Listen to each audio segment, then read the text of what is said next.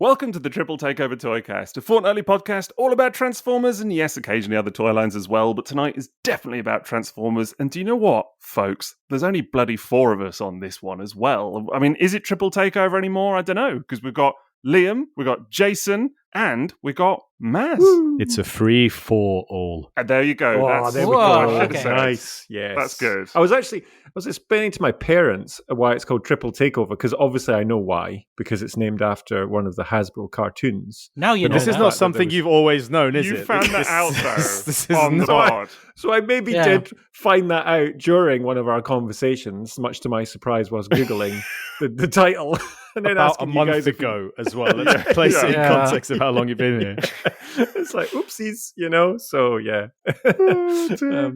Oops. Yeah, well, always learning. That's what I like. So what did your parents make of all of it then? So they actually, it was really sweet. They were asking when you guys had asked me to join. And it's like, how did they know who you were? Why did they ask you? And it was in a nice way, not in a horrible, not in a kind of, why did they ask you? How did they know who you were? But it was really funny because I went back and looked for the tweet that you sent me, as well the DM and Twitter that you'd sent me as well, and I was like, God, this feels like yesterday, but also it was 2 and a bit years ago. Yeah, it's mad. Kind of mad. Yeah. Jason, do you need a job?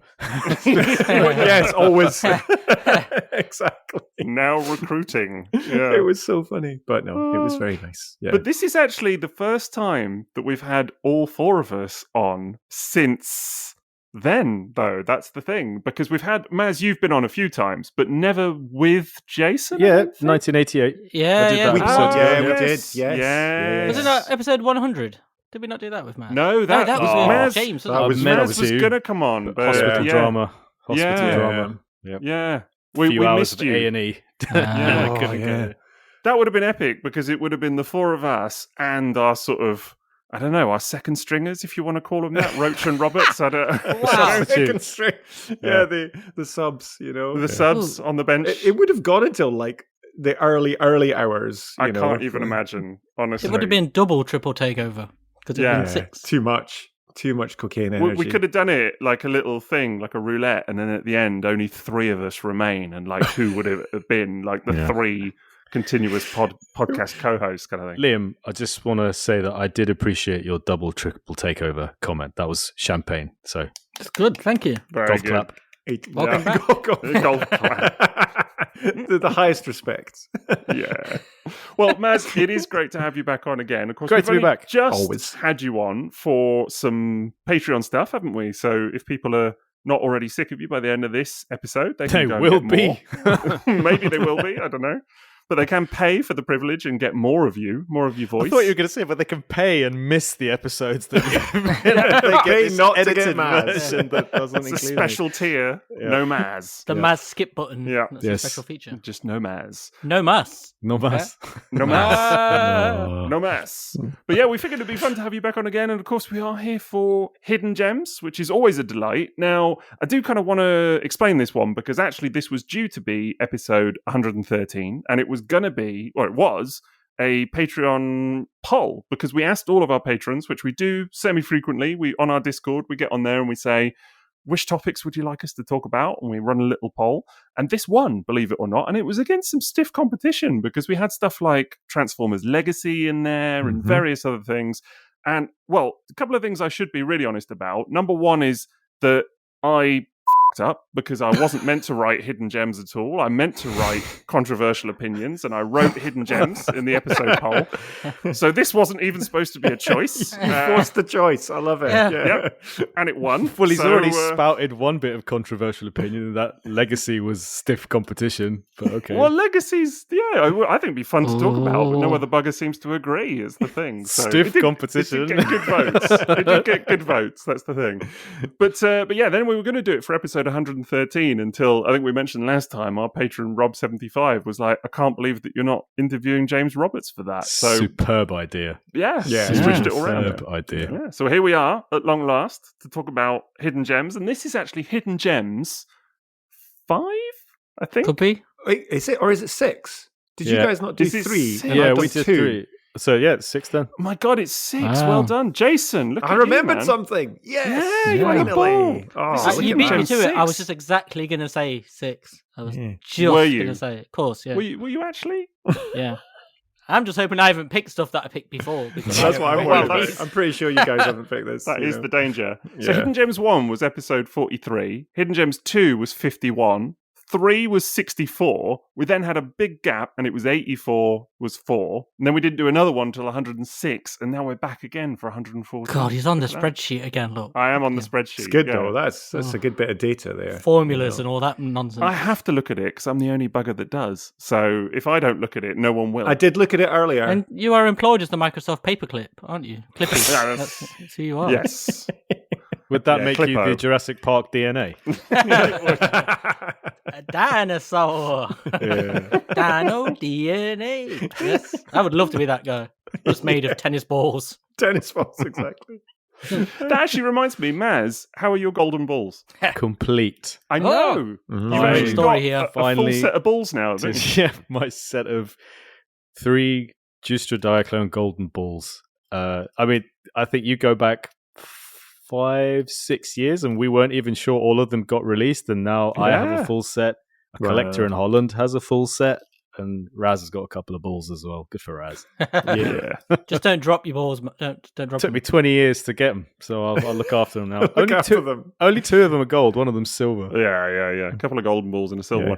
one. This is quite, I mean, all joking aside about balls and whatever else, this is quite monumentous, right? Because as you say, Absolutely, it's yeah. a very rare thing. Yeah, it's the first time that I know the set has ever been photographed together. First time the set has ever been together since it was available at retail in That's '85. amazing. That's cool. Whoa. I mean, yeah, and we just very, very fortunately found a super cool guy on eBay UK who was clearing out his childhood collection and his brother's childhood collection, and these were stocking fillers for him and his brother that his mum had held onto in the loft, and they're helping his mum. They are helping their mum clear out the loft, and he listed one of them, and I grabbed it. While at a Free Palestine protest in Iceland. Nice. Wow. Just as you do, it's like, oh, what's on eBay? Yeah. Good man. Good man. And then I asked him, any chance you got any other ones? He goes, yeah, I've got the eagle as well. And that was just one of those Yeah. head in pillow moments. Just like, I don't know, back in 2011 when that Justra Wheeljack popped up, this was one of those, oh That's my amazing. God, he's got the other one. And it was a head in pillow screaming moment. Absolutely. It's so good. Well, maybe it was good karma for being at the protest, and Yeah. Absolutely. supporting such a just cause. Absolutely. So, well, that is incredible. Yeah. Absolutely incredible. I mean, have you shared the picture of it yet? I have posted it on the Diaclone Genome group, Facebook. I was thrilled to do that. Honestly, I was so happy to get that set together. There's only 6 of them left now for me to get for the entire Justra collection. I think 3 of which have never ever been seen. No proof that Wow. they were even ever released. So What, more balls? no, it's a Smokescreen, Inferno, and Grapple have never been seen. Oh, wow. And just imagine they have exclusive artwork that no one has ever seen. Do they exist? Do we know they exist? Probably or- because everything we thought maybe hasn't come out has been found, at least one copy of them. Like the Sunstreaker was found for the first time in 2016. And then, yeah, I found The the Ball Wheeljack. Robot. The Wheeljack I found in the famous 20... pillow incident. Yeah, that was the only one that's been found. That was 2011. That's the only example of the artwork we've seen. So yeah, eventually they trickle out, but it is possible that they just didn't sell back in the day, and whatever did sell, the packaging was destroyed. There is no guarantee that there are any packaged samples of the remaining 3 out there. And there's only 1 Scorpion watch ever been found as well. That's amazing. Wow. That's cool. God, finding that would be epic. Oh, Okay. man. If you found that, it would rock you like a hurricane, wouldn't it? Yeah. My dream, honestly. God. That's the best line ever. I'm using that tomorrow in a meeting, just because. I'm impressed with the line, but I'm trying to think, what is he making a reference to? Because it is Yeah. some kind of pun. Was it not the band, the Scorpions, you remember? Winds will of do. Change was the song, rock wasn't you it? like a hurricane. I don't know that one. Do you know The what? tune. No, you'll be right, Liam. You always are Yeah, about these He things. often is. That's frustratingly so. Yeah, he's got that stuff stored. So, Sixo, Yeah. does this count as your straight into the topic intro? Yeah, I was just thinking that, actually. Talking about the Scorpions. Yeah, I revealed, I think in a previous episode about our pre-show sort of preamble, as it were, and I did try to say to everybody tonight, let's get straight into it, right? And that hasn't happened, so But you know, demerits all around. Bless you. You do always say that, but then it's normally you that then derails. What are you saying? Yeah. What are you saying? Yeah. Asking these big questions What? that were I like, wanted to know about Mazzy's balls. It's common courtesy. True, You know? true, fair. That's If a I good point. can't ask a good mate about his golden balls, then Yeah. what kind of podcast is this? I will share a picture of my balls on the Discord. Thank you. that would be lovely. And actually, I think we should have Better than a you... prostate check. Special tier. Comes There out we from- go. Sorry. Excellent. I think we should have you back on for a balls mini-sode, is what I would say. I would do a mini about my balls. I don't know, because I think people would like complain and they go, "Oh, this sounds like it's going to be like a load of Oh, You know when there's a kind of subtext to things and Liam just says the thing? It's, edge of you the know, table, gone. Is That's this where the it. bumper comes in? Yeah, exactly. Do you still do bumpers? Well, normally when Liam makes a joke, just to But you should just say to me, never mind the box. Anyway, so hidden gems. Going on from Maz's hidden gems Yeah, to exactly. I was gonna other say. hidden gems. Yeah, that's also that's not helping. Yeah. So we will get to all that. We should mention before we kick off that we are also sponsored, by the way, by tfsource.com. Didn't want to bring that in straight after Liam's talk about books and whatever else, but we are sponsored And by the them. Scorpions. Excellent. Classic band. So do go and give them a look at we go. tfsource.com. But we are going to get right into it with Transformers Hidden Gems tonight. And for those that haven't heard any of the previous 5 episodes that we've done of this, it's very straightforward. We basically... Pick a toy from 1988. Not from 1988. That's what we do. Not from 1988. We often have done that. I did say to everybody earlier in the week, maybe let's try and not pick G1. So we'll see if everyone's sort of stuck to that or not. Oh no. I remember that. No, mate. it's fine. Jason. It's fine. I stuck to it. I did. Yeah. Yeah. Well, we don't want to be accused of being too G1 heavy on the old Yeah. pod because we do Old men like a G1. lot of other Transformers stuff. So it's basically just toys that we think are pretty underrated and not talked about enough, Defo. isn't it? That's it. Yeah. So who wants to kick us off? Silence. Silence. I vote Oh. Liam because he picked his 25 think minutes Liam. So ago. I was going to No. say Liam as well. I think Liam. No, because I picked mine so long ago and made so much effort. It's so epic. I need to still just We pressed record and Liam said, "Oh, I need to get a toy." I completely forgot. I was doing stuff. I can't remember even what I was doing, but I was doing something. Playing video games. I mean, No, I was That's it. watching West Ham versus Everton, okay. but I was also playing Fortnite at the same time, doing two Right, things. there it and I is. thought- There it is. Tell us I about kept your thinking, gem. there's a thing I've got to do. What is it? And now you can talk about it. Yeah, after one of you guys, after Jason. Jason's Well, I'll always. tell you what, good- I'm happy to start it because I did my due diligence, and is that the right word? Probably not. I just started a thread on our Ooh. Discord. That's of good. Hidden Gem 6, so we can drop in Ooh. some photos into that one as well. Thanks, Jess. And I'm going to start us off now. I'm just trying to work out which is let's start with this image of this guy. So mine is not a G1. Oh, It is this guy. So do we know who this guy is? Not gonna lie, I legit thought you was gonna put like G1 Optimus Prime or something. Yeah. I mean, you say this is not G1, Jason, but Yeah. this is It's a nod. This is Siege Crosshairs, which is kind of G1, mate. It's, Well, yeah, but it's it's a new toy of a it's a- G1 character. It's an update. Well, this isn't that everything in Transformers, really, when No. you think about it. Oh, But he oh. is a hidden gem, very much so, right? Because so he is for everyone that's listening. War for Cybertron Siege Crosshairs. That's what we're talking about tonight. Yeah. I think the kids, Jace, would tell you that this is definitely G1, right? Like, the kids have a very wide definition of G1, and this absolutely falls To be right in the fair, you centre didn't of it. specify. You could you just said G1. I Yeah. assumed you Yes, meant 'cause G1 you look- toy. To be fair, I've done the same as Jason. Yeah, good. Exactly. We're in Okay, good company cool. here as well. 50% of it is Same. G1. Oh, Same. no! Well, look, Okay. it's a G1 character. Yeah. Exactly. That's it. But There's it a has resemblance. slight resemblance. But now, because we want to talk about the differences between. So, do we know about this guy? He's based off of the Ironhide mold, Yeah, right? I've got it. it's- Yeah, So- and the Ironhide mold is all right, but it's not as nice and certainly not as kind of complete as this version is. I absolutely love this version, and I love it. Obviously, It's the same. Because It just got a different head. It's got different colors. That's the main thing. Oh. And it's got the different I colors. was saying when you said it's not as complete, I was like, the only thing that's different is the head. There is the head. We will come to that as And well. the head is a nod. Well, no, actually, it's from the animation mold. No, that's not a mold. The animation. That's what it's from. So they changed it. Definitely can nod. Can nod, exactly. But it's such a... for me, it's a hidden gem because it's one of those characters that obviously comes from G1, was part of this line, but got missed as part of it because people were like, he's that guy, not really bothered. It's not the actual, it's not the original G1 because it has that different head sculpt. And when you start looking at it, and he just kind of got left to the side, but it's a really lovely mold as figures go. It's better than the Ironhide because it isn't a big lump of red plastic, and that's particularly evident when you look at the images of it in. I'm going to do a shot here actually of just Ironhide next to Crosshairs there, and it's just it does look works better, so much better. It really does. It's got that Cybertronian vibe going on, which is really nice. It's got some great weapons. It comes with some of the best kind of add-ons that you can get with a little blast Ironhide effects. does look a bit like a delivery van. It really does. It does, yeah. And that was one of the reasons that I wanted to talk about it, is the fact that... It's a Royal Mail van from like an 80s anime, isn't it's it? Postman Pat's van, isn't it? It totally is. It really is. It absolutely is. But see the difference? You would think it's just a different colour. It's not even painted. Cannot This is just unsee. molded Wow. plastic.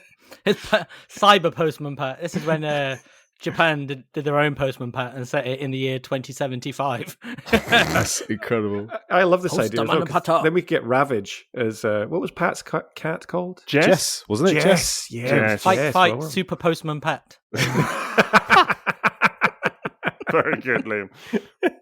Very good. Absolutely. It's genius. But yes, I admit it is based off a G1 character.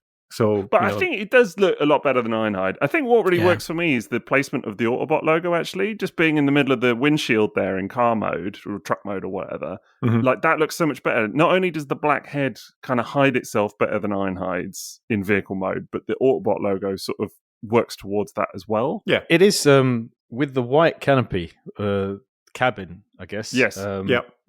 Really looks like Soundwave in robot mode. Like, it absolutely looks like a cassette Oh, it needs does to have go a in bit there of or something. Yeah, it does have that vibe. Yeah. Oh, yeah, that's And, true, actually. and those images that you've shared from Cybertron.com, the head looks a bit like Tarantulas, doesn't it? Like, It just does. a tiny It bit. Yeah. Totally Yeah. does. Yeah. That's so true. Yeah. So true. I do think it's a really handsome toy. It's a Spider-Mobile now, then, isn't it?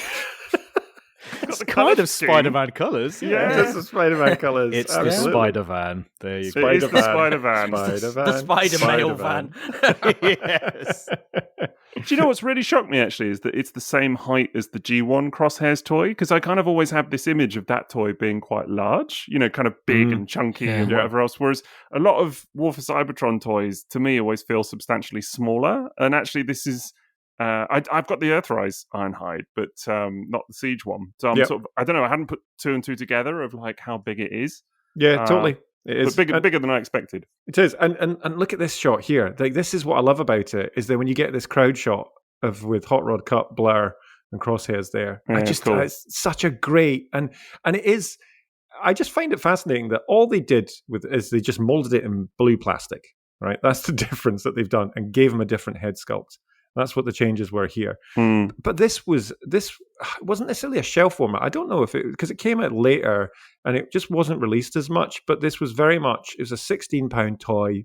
I picked it up the shelf at Smith's. And it's definitely one of those ones that I found as a desk bot sitting there. Really nice little transformation. Super good for £16, considering you get that fantastic Target Master with it as well, which is such a highlight. You don't?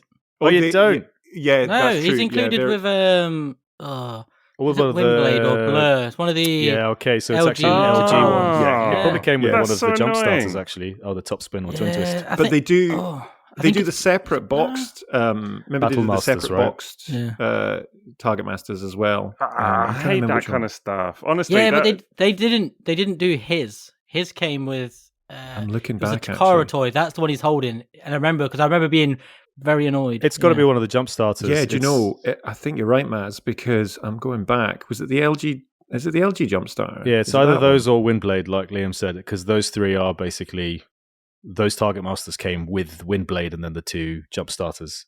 And Blur's didn't come with Blur; it came with Double Cross. So it was a habit of doing it that way. Yeah, totally. Yeah, it's true though that it does. There's been a lot of additional kind of in these images that they've put in, like the target masters and stuff like that. The blast effects, though, because that was the main gimmick that was coming with this line at that point as well. You can see that in this shot as well, which is just ridiculously brilliant. Where you've just got an absolute. That's not a mushroom.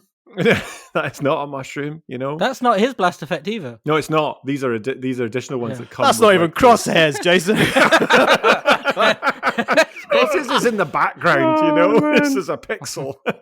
No, because he just comes with that mallet. He comes with Mallet's mallet, doesn't he? He does. He comes with it's like this kind of missile launcher stroke rifle stroke mallet gun. That's the same thing that Ironhide comes with, right? That he's got. Yeah. That's actually a pretty cool looking blaster. It's meaty. It is cool. It looks better than Ironhide's though, because that two colours with the red kind of top to it, particularly in the kind of mallet mode, I think it looks really nice, and it's got some nice detailing down the barrel. Can whack people for days with it. I got to tell you, there's someone kind of coming to a lot of this like after the fact, Siege and everything. Like I was aware of Siege at the time, but some of the toys do kind of appeal to me now. But it is a bit. I don't know how to put it, but it is a bit off-putting to kind of find out how incomplete some of them are. Do you know what I mean? Yep. Like, I would be tempted by this, totally. But the idea of then having to track down the Target Master, which I kind of would want, because I think it looks great. Oh, it really completes it, but, definitely. Yeah, it really does. And I'm just looking at the picture of him with the Target Master and the hammer thing, and I'm like, that is such a great set. But then to find out that that's not what you actually get in the box, it's just a bit kind of... but but that was the thing. So I was just looking. So in my collection, I've got. So you got Singe as one of them, and these were on the shelf. They were everywhere actually, and it was like $6.99. So you'd get like Crosshairs, and then you'd get Singe as a separate kind of add-on part to that as well. Right. And you'd have all these. So they were. It reminded me of the mini Autobots back in the day, where they were just kind of filling up shelves, and there was just loads of them. I guess that makes sense. I suppose it's more from an aftermarket perspective, isn't it? That it's like... Well, so that's interesting, right? Because the aftermarket on this guy, I thought, these going to be everywhere. But it is 5 times the price that it was when it was released as well. Right. And I didn't realize, but all these figures have gone up massively. And I was... because he's a great figure, but... It's not like £50-60 figure. I mean, this starts happening when they start filling out the rest of the subline, right? So, I was going to say... Point Blank and Sure Shot have come since this, and now it's a must-have. Yeah. And at the time, it was a shelf warmer, which is mostly because Ironhide had been around, Ratchet had come along, and was really hard to get. But I think there was a zombie version as well. I'm sure there's a zombie version at some point. So this isn't like a new mold, or even the second use of the mold. It's like the third or the fourth one. I think by that, people are quite like, oh, God, we've seen this again. And, Malibu Stacy's got a new hat. Not even, it's just a new face. New head. But the Target Master thing, what wound me up is they had those separate releases, but they didn't do his. And there were several of them they didn't do, like Blurs and other ones. And it's like, why do some and not others, and then completely random ones? You know what I mean? It's like, you've got all of these characters in there. Do their actual Target Masters to go with them. Well, yeah, because some of them were quite random. I'm just looking here. There was Taraxodon, which was like this. I don't really know what it is. It's cool as though, isn't it? So. It's like a pterodactyl or pterodon that has the blast effects on that. It's like a massive axe that has these blue blast effects on it as well. And and the color scheme is like a kind of green. That's more of your kind of Beast Machines coloring and going on that one as well. But I have got such an eclectic mix in this line, and I don't actually have the Ravage. I don't actually have the Ratchet, as you were saying, Liam. I missed that one as well. But picking up Crosshairs and Ironhide. But Crosshairs is one of those ones that I keep going back to maybe because it was a different figure, and this was before we started getting the ones that we were less likely to get, because we were getting Soundwave, we were getting Shockwave, we were getting Optimus Prime, we were getting all the usual stuff, and then suddenly we started getting other ones as well, which actually appeals to me more, I've got to say. And I've noticed this in like later lines like Legacy and Age of the Primes as well, that often, like, if they do the really obvious character, like the typical G1 dude, and then they do something a bit weird and wacky out of it, it's often that version that I'm like, ooh, you know, because it just sort of appeals a little bit more. I think certainly now, I mean, this is obviously years later than Siege, but I find that a lot of it sort of reached saturation point with a lot of the classic G1 cast, where it's kind of like, yeah, okay, another Ironhide. Do you know what I mean? Whereas actually, if it's Crosshairs or someone just that little bit more unusual, it's kind of, there's a bit more to that somehow. Yeah, exactly. That was it. And looking at this line, you know, we got Impactor in this line. We talked about this before. It was one of my other hidden gems, and we got Six Gun and Brunt, Cog. There was some great figures that came out in this line as well. That's right. You did Six Gun for your last hidden gems. Yeah, you've returned to the Siege well. I have, and it's interesting because there was another figure which I've saved for the future in this line as well that I was considering. And I don't know what it is, but when I started looking into it, each of the ones I was thinking of is like, people don't really talk about that figure. And you see some reviews, but not as much. And that's generally how I get an idea of like, was this one missed? And then it's interesting. It's like, why was it missed? Why did people not bother with it? Was Crosshairs not a big deal at the time? Because we'd already had Power of the Primes that started to fill in some of the gaps that Titan's Return left. By the time they'd gotten around to Crosshairs, had that sort of interest in filling those gaps faded? Because I keep, every time I post a photo of a G1 toy that hasn't had a Generations redo, like Quick Mix or something like that, people are still commenting saying we're still waiting for this. So I think in my head, I imagined that this would have been received really happily, but was that just not the case then? Yeah, so when I was reading about it, the majority of people had moved on at this point as well, so they were kind of looking at what's coming next. They weren't as bothered. There was comments saying that but I think this was mainly in the US where people weren't able to find it as well, but I remember it being readily available, shelf warming over here as well. But I think it was just kind of end of line. People wanted to see what was coming next. And they, like you said, Liam, they'd had three other versions of this figure already. So they were like, I don't need that again, you know? So I think there was a bit of that kind of tired of it, which is a shame because I agree, Maz. It was like one of those figures that were like, well, we hadn't had it before and we've not had it since that point. What's funny now, though, is that it's kind of like the fourth bridge, isn't it? Where this is 5 years old, this toy. And as Maz said, you know, it's only relatively recent. I mean, what was it, 2022 that they did Point Blank? And they've just got to doing Sure Shot 3 years ago? Yeah. Honestly, I looked it up. I was shocked. Wow. I thought that there would be more gap. I'm sure it's 22. I mean, correct me if I'm wrong, but I think I'd love to correct you because I'm going to check. I'm going to check. It's not a good feeling. I'm going to check because I've said that now, and now I feel like I'll be, I'll be atted if I got that wrong. 2022. Yeah, must be. Wow. Was it Earthrise or Kingdom? Or was it Legacy 1? It was Legacy 1. Isn't it? So there was. I thought there would be more gap between Crosshairs and Point Blank than between Point Blank and Sure Shot, but there's not. There's more gap between Point Blank and Sure Shot. Wow, that's really wild. warped in the memory, isn't it? Yeah, so wild. Goodness. Because it felt like forever after Crosshairs, it was like, oh, are they ever going to do any more of these? And when Point Blank came out, everyone was like, finally! Do you know what I mean? They really made a big deal of it. And then obviously it was so long until now with Sure Shot. But what's funny is that because it's been 5 years, already I've seen people saying, well, now we need a new cross. Of course. Because it's like the style has moved on and whatever else, you know? Where are all those people asking for a new bisque? Hey? Right. Focus. On this podcast, Maz. The four of them are here. That's the thing. Damn straight. But Crosshairs does stand out, doesn't he, with those two? Because those two are so slavishly G1, like the other two. And then Crosshairs now is just Ironhide. There is a fantastic upgrade kit made by Jesselyn Loves Robots that gives him his big moon buggy wheels and stuff. Oh, really? Oh, I didn't know that. Yeah. Well, I might let that out. Yeah, see, it really is missing some details on the hubs, isn't it? That would be so nice to have. Yeah, I think that was another part of it. Like, there was a big disappointment when you saw it. You just went, oh, it's not missing. It's not got any of his, like, you know, signature features, which are basically the ginormous wheels and the weird cutout, you know, on the windscreen. You're like, there's two bits that they're what make that character really unique. And the moon buggy wheels, yeah. Is he also the first toy ever, G1 Crosshairs, to have butt wheels?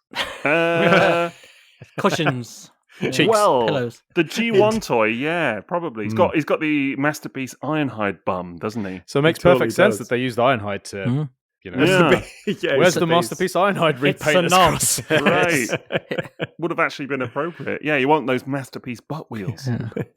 Oh yeah, that's wicked. I've just posted the a little upgrade picture kit. there. That Yeah, with looks the upgrade kit. wicked. She did an amazing thing. Yeah. Oh, I need that now. Oh, I really need that now. So I know there's very cool. She did make it and stuff, and then I think it's been ripped off by a lot of Chinese sellers on like AliExpress and stuff because you can get it very freely, but it's not hers, which is a shame. I don't know That's if this so is cool. hers or not. This is just one I Yeah. found on eBay. But But you will this be is it, pleased to basically. know. Yeah. You will be pleased to know that it has the butt wheels. Yes, Oh, there you go. Jason, this is a must upgrade kit. This is a must It really have. is. I have been I'd enabled. buy Butt that. wheels. That Look at is that. brilliant. Bright butt wheels as Yeah. well. Oof. Yeah. It's all baboon crosshairs there. Big bright red butt wheels. I've been tempted to get it for ages, but I just kind of feel bad That's that wicked. the person who made it is not the person getting the money Right. for it. Well, is Yeah, there any way you can absolutely. buy it from Jesslyn? No, I don't think she makes it anymore. And Oh, okay. she's an Australian. I remember she was saying on Twitter or Blue Sky, it would have been Twitter in that time, that the problem was the shipping was so prohibitively expensive Oh, that's a shame. for it to ship everywhere. But that's not her fault. That's just Nah. the cost was massive. But obviously, when you get it from AliExpress, it's like bugger all. So what you got to do, Jason, is you got to buy this, and you got to tag her and make sure everyone knows that this is her work because that's wicked. Absolutely. I love it. Is it 3D printed, Liam? Do you know, or is it like? Was she... I don't think hers were, but I think these are. But there are, I assume, there's loads of them about. So I don't know. This if does they've look started- 3D printed. This one, So the way that good. they've Yeah. done it. Yeah, But- this one is just all over eBay. But there's some weapons kits and things as well to kind of replicate the look of the Target Master and various other things. So But it's just like Very cool. it makes all the difference, doesn't it, in making him look not like Ironhide, just Yeah. giving him his features back. That's and true. if you get like, I don't know, maybe the toy hacks for the windscreen to give him the little cutout, you're like, you're there then, aren't you? Yeah, Like, there's a stand difference closer. between being slavish and being distinct. Being lazy. Yeah. Well, no, I'm trying to say that you don't recreate some of these features just because people will groan and say it's not like the original, like that's 1 centimeter over. It's just the things that made the original toy really fun and interesting. yeah, that's If true. you're not going to sort of reproduce that, at least, even with a new interpretation, it's a really missed opportunity, and it would have been a real shame. So, I mean, you could just see the reaction that we're all having to seeing that kit on there. It's Yeah. suddenly like, wow, that's a super cool looking toy. Yeah. I think it's just it's not what Jason. Well, it is what Jason would call nods, but in the rest of us. The rest of us would sort of just identifying character traits, isn't it? Yeah. Like you think of Optimus Prime, you think of the boob windows, and stuff like this. Mhm. And you don't have to have that on every Optimus Prime toy. Signature sure. elements, though, aren't they? They're things that Signature make elements, you right. recognize the character. Exactly. It's like the thing in comics now whenever new artists come on and they draw Peter Parker or Bruce Wayne, they just look like different people because they just draw them as a person now. There's no like in the 60s, 70s, and 80s they would maintain like a certain look It's for Peter Parker, so you very recognize him. Whereas true. now it's every artist draws him, so you just look at it and go, it's a guy. If you tell me Yeah. it's Bruce Wayne, that's fine. But It's there's very nothing to true. recognize it. Same here. You look at it and you go, sure, it's red and blue. It could It's be just a crosses if guy. you tell it me, but if you give me it could be like Spider-Man's Yeah. van. Yeah. Spider-Man, exactly. Super Or There we Sentai go. Postman Postman if you're Pat, Iron Man.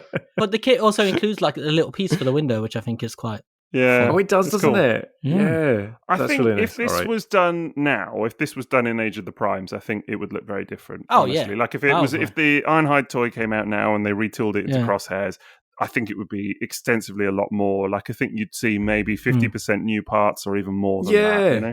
But you know, they really go to town on it now. They do, and I think that's the other thing that's changed, isn't it? That when we got these kind of characters that we might not necessarily get in line because they weren't main kind of toy line kind of fan favorites and all that kind of stuff. So they were recolors of existing molds and stuff like that.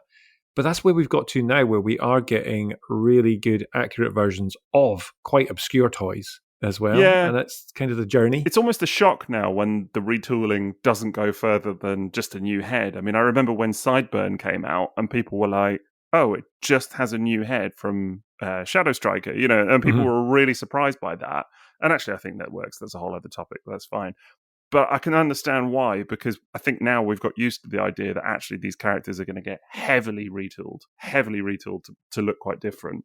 this is only 5 years ago. This is not, Yeah. it's not such a foregone era, Yeah, and I think that's kind of another part of it. Just one last bit on it is, I think, because they were starting to give us these very accurate looking things. So you were getting like an Astro Train for the first time who looked, and then this rolls out at the end. So it's very easy to just go, it's not, it's very out of step with everything else there. It's just, it was just very much a simple repaint with a new head. Yeah, a very cool new head. So it is a cool new head. It looks, I like it. But missing everything else that really defined him, because it's not the head that defines him. He's a target master. He has giant wheels, stuff. It's all of those bits, really. Well, it's tempted me. I've got to tell you, I would keep an eye out for this, especially with the kit. Yeah, get the kit.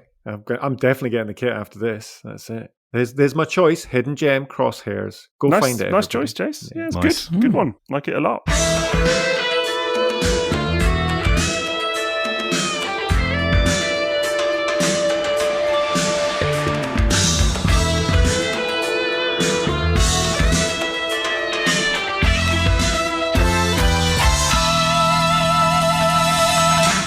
Right, who's next then? Maz or Sixo. They both look like they're desperate. Are you trying to research your figure as you go? No. What is happening? Research, Jason, come on. He's trying to look up his figure. Liam, you always go first. That's your role in these things, No. You're Mr. Go First. I don't want to blow my load too soon. Whoa. What? That's not the kind of thing you say. What's happening? Who is this guy? This is not Liam. Like, moving on. Who's going next? Come on, you're even dressed like a canary. No, I'm just making sure that I've chosen the right thing. So. He's still stalling for time. Yeah, he's not read the brief. He's not read the brief. Totally not. I enjoyed the eloquence Jason, extolled the virtues of his I can go next. I can go next. Go on, Maz. Maz. Bring it on. Bit shamed now because we just said how rubbish it is when a toy line repaints a toy with a new head. That's kind of what I've picked. But it is going to surprise you. I'm going to hold it up on camera. Ooh. So you've gone with the disc. Yeah. So I am holding up Fall of Cybertron Eject in its lovely translucent red disc case, basically.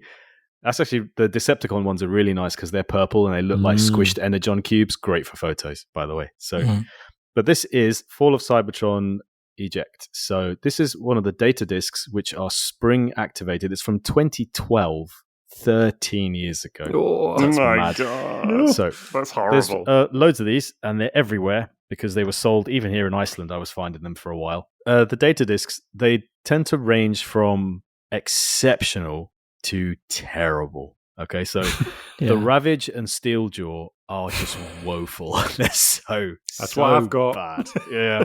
They're bad. However, the Ratbat Laserbeak mold and the Ramhorn mold are really wonderful. And I don't think this robot mold, which is used for Frenzy, for Rumble, for Eject, and for Rewind, I don't think it's the best mold, but this toy specifically, there's just something about it. I'm pretty sure this is overlooked by most people.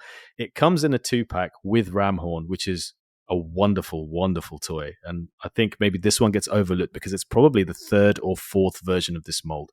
And it's great. It's just got a little button on the back, which you can see there in the middle.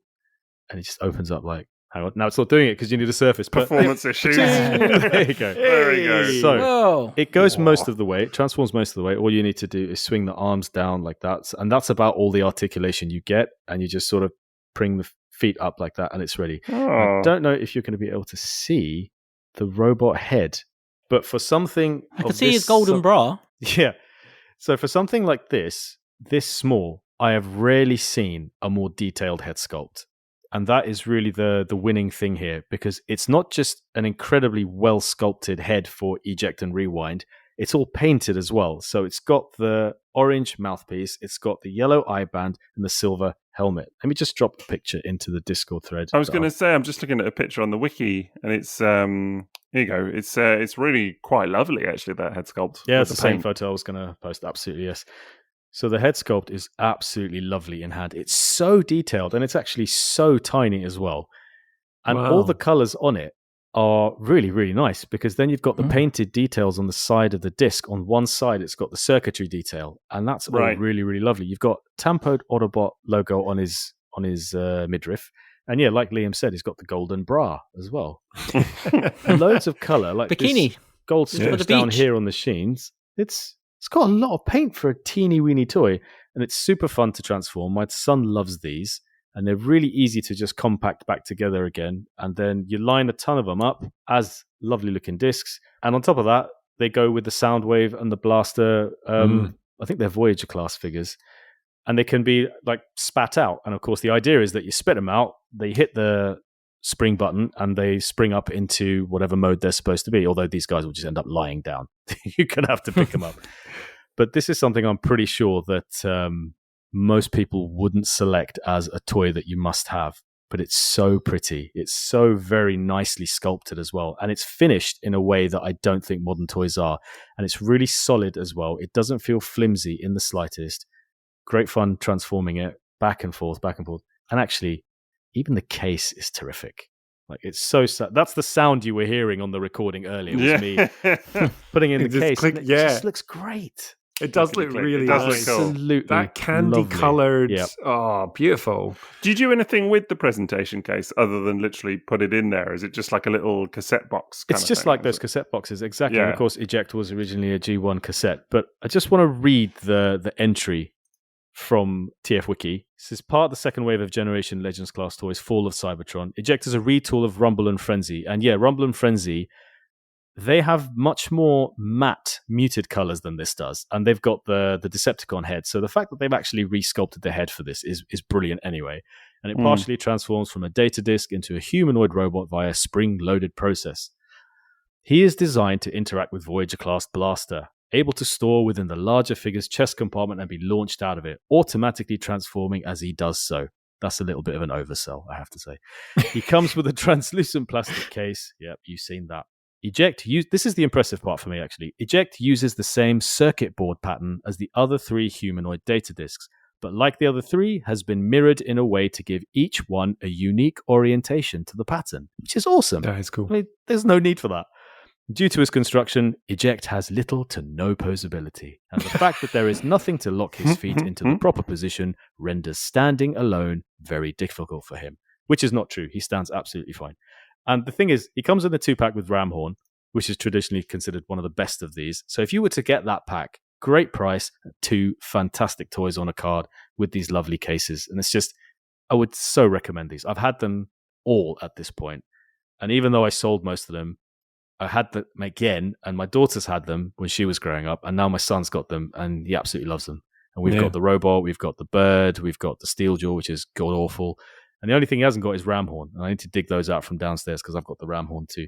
But I would thoroughly recommend these. If it's not just for your own collection to have a beautiful looking Eject standing on your desk, then I would also just say, like, for playing with your kids, they're terrific toys. Do you know, it's such a shame that my first intro to those figures was Steeljaw because of that I didn't pick up any others, and now I have proper regret because that looks beautiful in that candy colored box as well. That looks well nice, but just even the paint detailing and stuff like that. And this isn't a Takara thing, is it? This is a Western release. Yes, this is a Hasbro toy. Yeah.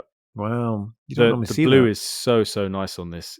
And yeah, just even like from the side, he's got tons of things to look at. And it's great. It's also like when you press the button to auto transform it, you can just smack it on a desk and it jumps up. But if you hold it and let it unfold in your hands as you press the button, it actually looks like animation taking place, like in the cartoon. It's really cool the way the arms flip out and the legs flip down and sort of straighten out.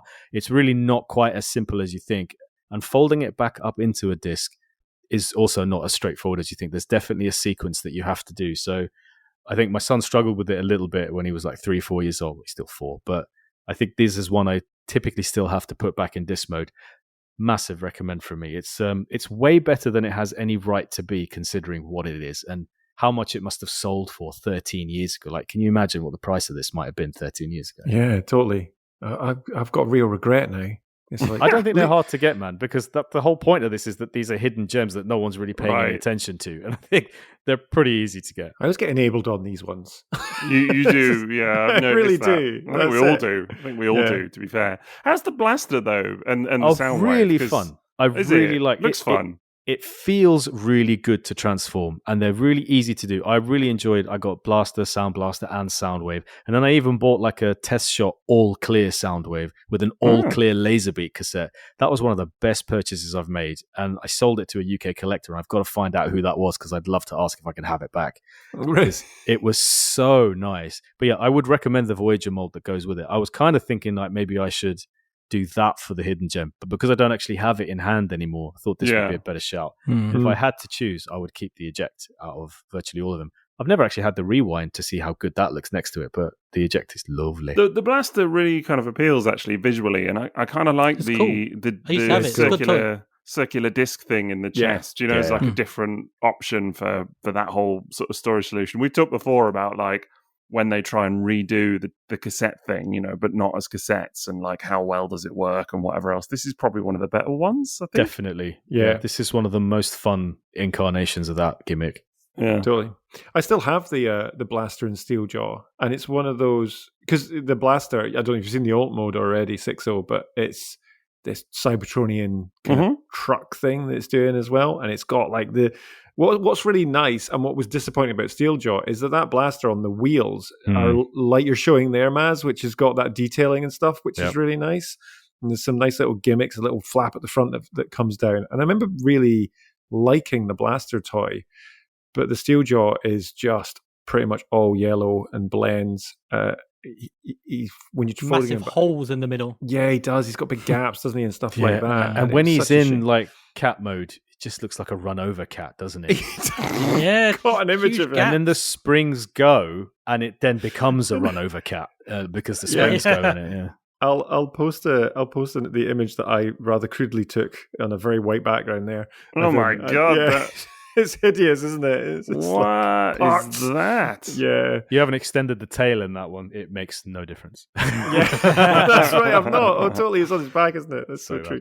I've uploaded a picture of all three of the players. Look at that. And the cassettes. So that is a bit of classic Maz photography, if I may say. That is that's beautiful. Oh, that Sound Blaster. Yeah, Sound Blaster's lovely. And just look at all the colours of the discs as well. And yes, we did once, my daughter and I, get all of the discs, line them up, smack it with something to see if they could all pop up together at the same time. I think we actually held it on a sheet, a cardboard sheet, and then we just dropped the cardboard sheet and they all just bounced up and transformed and hit the ground. It looks like a line of Oreos with all of the E numbers still left in. Mad. Yeah, because real Oreos don't remove the E numbers. It looks like when you go to France and you go like shopping for madeleines or whatever. No, macaroons. Macaroons, you know, the macaroons, and they're all there like laid out and everything. It looks like that. I love the difference there where Liam went and where you went, Sixo, with that. Yeah, it's quite different. Well, I've got a French wife, so exactly. She makes her own macaroons. I'd love that Soundwave as well, Maz. That is so cool. It's really pretty. I love that the Soundwave and the Sound Blaster have the translucent wheels. Those are really nice touch. Yeah, absolutely. Again, I gotta say, that stuff like this now, kind of on the well after the fact, and kind of having been through. We've talked about this before, but having been through this era, if you like, where everything was so heavily cartoon accurate, and actually stuff like this was always sort of on the side or whatever else. There's a real appeal to stuff like this now to me, because it's almost like more interesting and like just a bit different and whatever else, Well, it's absolutely. So I've got this on the shelf with my Masterpiece figures. Okay. Because I've only got a few I've got the Follow Cybertron, Blaster and Steeljaw, Grimlock, Shockwave, Ultra Magnus, and Starscream. That's all I've got. But that line and that game was such great designs, literally nice. And I'm looking that blaster when it came out, It's £12.49. Oh, ridiculous. That's insane. It's insane such isn't a it, fun, right now? posable figure as well. It's It really is. posable. Yeah. I nearly commented on the price when you talked about Siege crosshairs earlier, and I was like, "Oh my god, times have changed." Yeah. You know what I I mean? know. Honestly, 5 years on, I don't know about you guys, but I'm going into Smiths at the moment and it's picking ridiculous. stuff up and going, you know, and Yeah. it's like I went in and Absolutely spent 200 quid the other ridiculous. day, Ah, and it's it's like, insane. I still haven't gotten over paying nearly £30 for Legacy Bulkhead. I feel that's the most ripped off I felt by a Transformer in a long time. Yeah. it's you really have to make choices now. That was the thing. It's funny because the Fall of Cybertron stuff at the time was heavily criticised for feeling cheap, you know, Mad. for the price, because it was so when we had the Combaticons, I don't know if you remember, the Combaticons came out from the game and people were like in uproar because they're like, they look terrible, they just feel really cheap, because it was that time when, you know, Hasbro has those cycles every year where they go through like cost cutting and it becomes really obvious in the toys. The prices go up, but the toys suddenly have like tons of holes and are really hollow, and that was one of the ones I remember. And so that line is very sort of hamstrung, but when you compare it to now, they feel so substantial. And they do. That's true. I almost chose the Optimus Prime from that line, the deluxe one, because I love that toy. And it's so underrated for what it is. But even that, you pick it up now and you're still like, oh, it's a bit flimsy. But then you pick up something new and you go, it's less flimsy somehow. It's weird. Yeah, absolutely. Yeah. Do you know, in that line, the shockwave in that line is one of my favorite shockwaves. It's just like such a lovely design for the figure and that. But yeah, the blaster. You know what? I'm inevitably going to go and find that Sound Blaster now, aren't I? That's it. Here's me trying to save. Well, the thing is, once you get that, then you're going to need all the other data discs as well. I'm going to need those data discs. That's a total. And the thing is, it's a really bad rabbit hole, because there was a seller on eBay. Do you guys remember Lena? Like So Lena had some test shots of these Fall of Cybertron discs, and the colors had come out wrong. So I had a ram horn which was brown, not the same color, and of course I called it Bum Juice. And then I sold Bum Juice. I remember and this. then I found it at TF Nation about 2 years ago. Horn. Yeah, I remember you found It was it. Yeah. unbelievable, and I still have it. So I've got Bum Juice, I've got Ram Horn, Ram Horn, and I've got. I was with you, I think, ones. when you Yes. found it. I remember you You being look like, so perplexed. yeah, What because is you he in the getting middle of the excited deal about? hall, you turned around and you went, "Oh my god, Bum Juice!" I was like, We've all been there in the dealer hall. "Oh, yeah. And more so with A age. night of drinking. Yeah. But and then, of course, there was the clear Laserbeak as well. I just started to go on like these sites where you could get the test shots and the factory rejects, and they were great because they were cheap, and then you could have even more of a rainbow of these silly little things, and they're so addictive because they're so good. Like the Sun Door is really, really nice. The Rat Bat is incredibly nice. They're just really super lovely toys that have held up and still great fun to play with. good shout." Would recommend. Good shout. Really good shout. Good choice. Really Nice. good choice. Love it. I would say one Yeah. thing.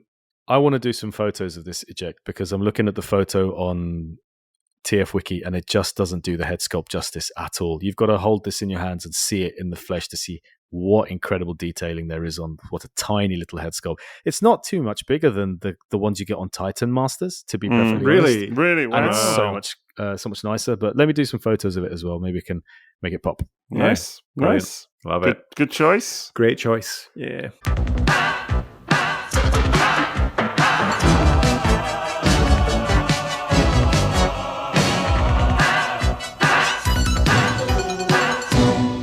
Right, All right, Liam, Liam, go on then. You ready? Sixo. What's your choice? Oh, dear. You're really not ready at all tonight, are you? Of course I am. I've been good from the beginning, but I just kind of Right. You're too Play it polite. cool. I haven't got a lot to breezy. say, so I'm just gonna the time Is might it? run Oh, out. So. okay. Better let you sure. speak now because you'll be on for days. Well, look, so. I had to read a paragraph off the wiki to take up some time in my section. So, Mine's gonna be like 20 seconds long. It's this That was toy. good. That is often how it is with this podcast. We're just filling time. We've got nothing really to say. It's a I think very that's why common we theme. started the podcast. Actually. Yeah, Actually. exactly. That's what the people want. Let's be honest. Just filibustering. Like now we shall read the TF Wiki. I used to read patron names to Yeah. fill the last. It's true. Yeah, Yeah, you're doing that just again tonight. names. We're going to bring that back just for one Okay. episode. Oh, Okay. retro. Yeah. Vintage. Okay, well, I'm happy to go, Liam. If you're not ready, No. Mine's a bit rubbish, so I'm gonna let you Oh, guys. let's really? end on a Oh, high. goodness. Great. Wait for it. Yeah. Curveball. Great. All right. Well, listen, I will go with mine, and I am going to. Maz has seen it. I think he Yep. saw what I had when I was fiddling around with it. But I'm going to drop a picture in the chat, and it's going to be the cover artwork for this episode, and that will tell you what you're getting from me as a hidden gem. How does that sound? Yeah, okay. Because often I share these covers in advance with you guys, but this one you haven't seen yet. So here you go. This is the cover for this episode. Oh, Yeah. yes. Marvelous story. And that'll tell you what guy. we're getting. It's animated oil slick. And so I went with properly, and he's here on my desk, and that's what Maz saw. There he is. Absolute banger of a toy, honestly. Absolutely ridiculously good toy. Just so creative and so fun. And so I went properly like non-G1. I was like, non-G1 character, non-G1 design. Nothing about this feels G1 at all. Like it feels sort of quintessentially Transformers, but very new and very different in its way. And this is a very recent pickup for me. Like I did not know this toy from the late 2000s era when it first came out. So I'll drop you some pictures, of course, in the old Discord and everything. But I had a blast for taking pictures of this toy, just really getting to know it and whatever else. I just think it's absolutely sublime.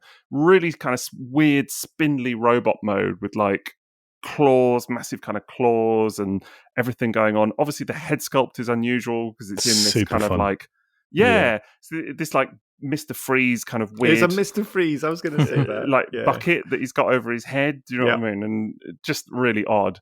And just great to kind of discover it. And He's like Lord see what's Binface, about. isn't he? Yeah, Count Binface. Count Binface. Yeah, Christ, Yes. Liam. Count Binface. That's good. It was weird as well, I think, because a lot of people do like this toy, so maybe Hidden Gem is pushing it a little bit. But I have to say, for me personally, I just had no clue what to expect from it at all. Like, I was really sort of nonplussed about it from pictures and things. Like, nothing had really sold it to me as like, this is something you have to own. Yeah. And then getting it in hand, I was just totally blown away. Oh, of course, Maz is dropping his own pics. I in here. loved this toy when I had it, man. Yes. Just it was so fun. It is. So I that's where I was a wee bit confused because I wouldn't call this a hidden gem. Oh, here we because go. I know it Lovely, really man. well and I love it. And it's a motorbike, and we so rarely get motorbikes. Well, in I knew Transformers. you would approve in that regard, Jace. Yeah. That it was a motorbike And it's transformer. animated, which I love as well. That the goat's horns on the front of Yeah. it. The Oh, little goat brilliant. skull is just Yeah. wicked. Super It's nice. So It's cool. cool. So It looks cool. like a mobile cactus. It's just kind of Yeah. The fact that it can be Cool. ridden by animated bumblebees. Well, Well, that's the Japanese I wanted jetpack to- bumblebee. I wanted to mention this. I saw that you've got animated Bumblebee on there, so I'll drop some pictures of mine of the bike mode as well, because I think the bike mode actually, I just love it. I think it might actually be one of the best bike modes. But not only can it be ridden by animated Bumblebee, as we found out, but it can also be ridden by, this is brilliant, Another oil slick. No, this is the best thing ever. It can be ridden by G.I. Joes. Oh, Yeah. look at that. So it's the Zorano. Looks perfect great. size for G.I. Joes. The absolute perfect size. Like, to the point where you kind of think, Is did it they do this intentional? on purpose? Like, was Yeah. this intentional? You know, it's so good. But of course, the fact that it can be ridden by G.I. Joes also means it can be Mask ridden by figures. Action Masters. Oh, figures have Of mask course, figures. of No, well, course. Mask could be a little bit smaller, but Yeah. yeah, Yeah. Action Masters are perfect for it as well. That's Like, so good. I'm doing that, right? When I get that in hand, I'm doing that. That's Yeah. so cool. How good are the barrels as well? Just the way they turn Yes. into his weapons. That's so what I was going cool. to say. The pannier that they've got on the back, which is brilliant in The itself, what? and then the pannier. That's what they're called. What's that? Is Panniers. that bike terminology? Spike? It's Is bike. it not your Indian side- cheese? Your saddles, Is that not- you know, it's your side saddles on a motorbike called Oh, panniers. that's what I normally have in my curry. Different spelling, different. It's got an I in there. It might even be French. I don't know, but but they become the big chained weapons, Ah, so Yeah. don't nice, they? yeah. Which they split Yeah. apart. Well, the which one is does. The other is just a barrel that opens. Like, it's so weird because Oh the yeah, one, there's only one. yeah, That's the right, one yeah. splits apart into the chain weapon, the kind of melee weapon, which I really love. And I love chain weapons anyway on Transformers because it's not the normal thing, but it's always kind of interesting. And for photography and stuff, it's great fun. Those kind of weapons, and it works really well because of his unusual hands. It sits weirdly, but it sort of comes together. But the other is just literally here, and it's just, where is it? I can't remember which side it is. but it's just a bucket and it just kind of opens, a little barrel. There we go. Just opens like that. And I don't know if I knew that one opened. Yeah. Actually. I'm looking at my photo here. It's just literally that. Am I right in saying the thing on top of his head actually comes off? I don't think it does. It certainly does turn. Because it'd be perfect if you could take it off and put the put the barrel. Yeah. Then he really would be more buckethead. Yeah. You would Yeah. be. Exactly. Well, apparently, so I was reading on the wiki, and this, just from the wiki, but I'm not going to read the wiki. Obviously, we've already done that one tonight. But apparently, coming up again in a minute. The shade. Leah's just going to narrate. No, it wasn't meant to shade at all. Wasn't going to meant to shade. But no, according to the designer, apparently the original idea was to put some sort of chemical, like green slime, in I there. heard that. Yeah. Wow. And then they couldn't get it to work because they thought it would leak. And then they looked at having just water in there, but they decided that might not be safe, I guess, because some kid would drink quality of water and that kind of stuff. If people are going to drink it, it might not be the best idea. In future years, a generation of children will have grown up into teenagers, find that in an old box and go, this is the perfect size to store my drugs. Exactly. Just in his head or his little barrel. Yeah, totally. It's all out in the pubs bringing out bits of oil slick. Yeah, just oil slick barrels. A little barrel, totally. Do you know what? Do you know what I really love about this figure as well? I'm just looking at the crude image that I took here.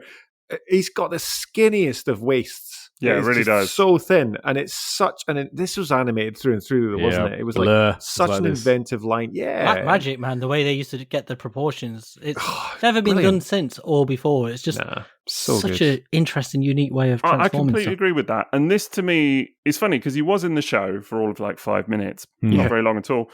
But it just looks like the cartoon ripped, not so much this character specifically, but like the animated aesthetic, it just looks like they've ripped that off the screen. Like if you, even if this guy wasn't in the show, it's exactly how I imagined he might look, in the cartoon. And a lot of the animated toys did do that brilliantly, but this is just one, as you say, because of the sort of tapered waist and whatever else. And the fact that it transforms from what is a remarkably coherent bike mode into this is just wild to me, because it's not like super complicated or anything, but it's a really kind of cool, creative, inventive transformation that I don't really think I've seen anywhere else. So I just had nothing but positives to say about it, really. Yeah, well, the feet are really cool as well, aren't they? With like that exhaust look, and the inner foot as well, just that shape. It looks futuristic. It looks like that Full Throttle game from like LucasArts years ago. It looks like something out of that. And the asymmetry of having the goat skull on one shoulder and the handlebars on the other. Just no fear in going completely left field with how this looked in robot mode or vehicle mode. Yeah. Sixo, is yours the Hasbro version? Mine is the Hasbro version, I'm looking at mine. I wonder if I had the Takara one, because I'm seeing a bit more of the I did wonder, metallic yours is green. Yours is really shiny. I think you must do, because on the sides of the wheels and that kind of stuff, that bit there, and on the legs, that's a very different colour. That's really, that was definitely Takara releases of all the animated stuff. Look, that shiny candy covered, which really worked for some of them. The barrels are painted on your one as well, Maz. The Hasbro one doesn't have those. La-di-da. I don't have it anymore, man. So sadly, no, I don't have the much Soundwave and left. bulkhead. The bulkhead, it didn't work so much on it. It was just very shiny, but the Soundwave was gorgeous. Yeah, absolutely. The bulkhead I've seen in hand, and that is like a proper whoa moment. Yeah, there was loads. There was a few of those at TFN this year. There was like holding an emerald, isn't it? Yeah, it is really shiny. Yeah. Well. Do you know the other thing with Oil Slick is he goes really well with Lockdown? Yeah.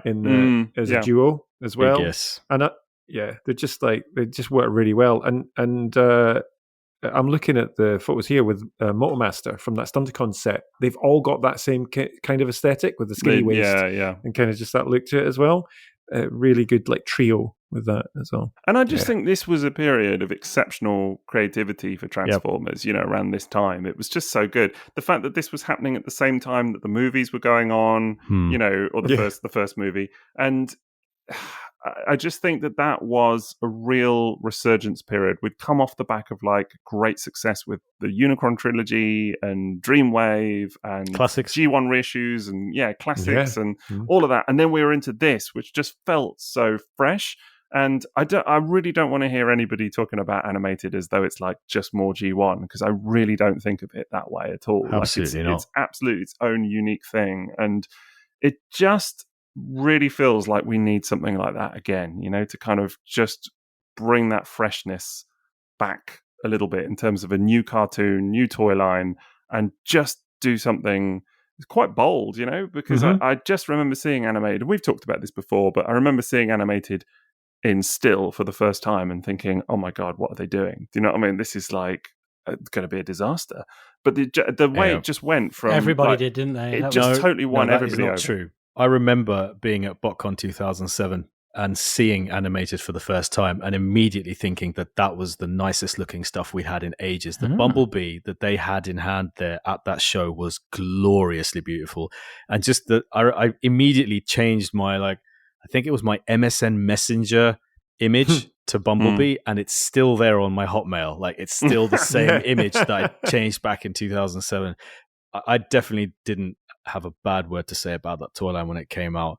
I just thought it looked amazing from the get-go. And that was just the core characters, let alone all the fantastic stuff they added after that first run of characters, which is arguably definitely much better. I don't think I ever felt that about the toy line. It was more just the initial images, not moving pictures, but just the images of the cartoon. Like when the first teaser pics came up and it was like, this is the new art style. And it was kind of like, what? But that's the thing. You say it followed the movie. The movie already required you to get out of your comfort zone with the way Transformers look. So when this dropped a year later, it was just like, well, of course, we're now in this period of completely redefining what you think this stuff looks like. So it felt like people should have been a lot more open to seeing that. I think it was the implication that it was going to be like a sort of Ben 10... Right. That kind of, there was a connotation of the art style. Yeah, it was very Cartoon Network. Yes, exactly. At that point. Yeah. And that was it, which is what because I was right in the middle. I think I was working with Cartoon Network at that point on another show. And I loved that style. So for me, I was the same as you, Maz. I absolutely loved it. But I was in that kind of zone. So that kind of stuff didn't surprise me as such. And I found it really exciting but my concern was, how are they going to get this from the animation to toys? And they crushed it. They absolutely crushed it. That was the thing. I saw the hand-painted prototypes in hand at BotCon, and they just looked exactly like the screen models, and that was so appealing. But brilliant. It is. It's great, and I love it for how it's become, such an iconic, not only animation but also toy line as well. And I remember just going to the shops, and they were on the shelves. We've talked about this before, but picking those up off the shelves, it was really exciting. It's just a next level of excitement. Just a real period of creativity and resurgence for Transformers, and just a really bright time, I think. And just seeing new characters as well, I think is really good fun. So characters that have, like Oil Slick, that has never been done before. There's no G1 Oil Slick or anything like that, and I think that's so cool. And I think you need that.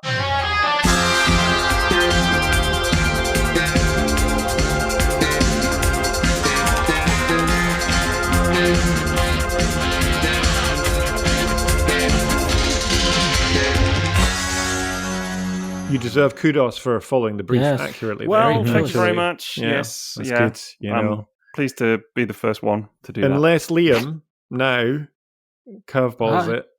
Completely followed the brief.